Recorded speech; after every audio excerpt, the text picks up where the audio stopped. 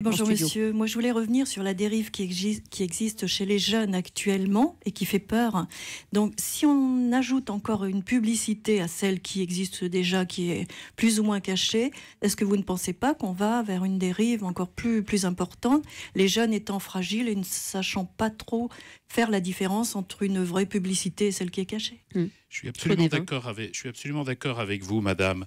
Naturellement, la réglementation concernant la publicité ne peut pas suffire à conduire une politique de santé publique. Mais on ne peut pas montrer les effets néfastes de l'alcool, quel qu'il soit, et en même temps, y compris parfois sur les mêmes supports, valoriser ce type de produit. C'est ça le vrai débat. C'est pas une attaque contre les producteurs, ni contre la publicité en soi, d'ailleurs.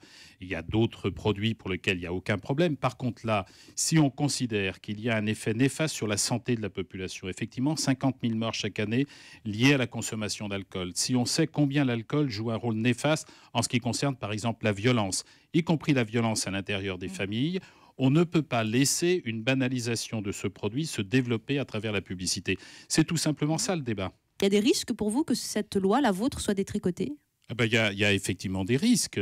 C'est un amendement qui avait été déposé il y a quelques semaines à l'Assemblée nationale dans le cadre du débat sur la loi santé.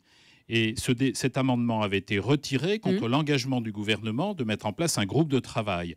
Là, le Sénat revient à la charge, non pas sur un texte de loi santé, mais à travers un texte de loi économique. Et donc, d'abord, c'est faire fi de l'intérêt de la santé publique. Et d'autre part, c'est faire fi aussi des engagements qu'avait pris le gouvernement de mettre en place un groupe de travail qui doit pouvoir effectivement trouver une solution, mais on ne change pas la loi dans ces conditions.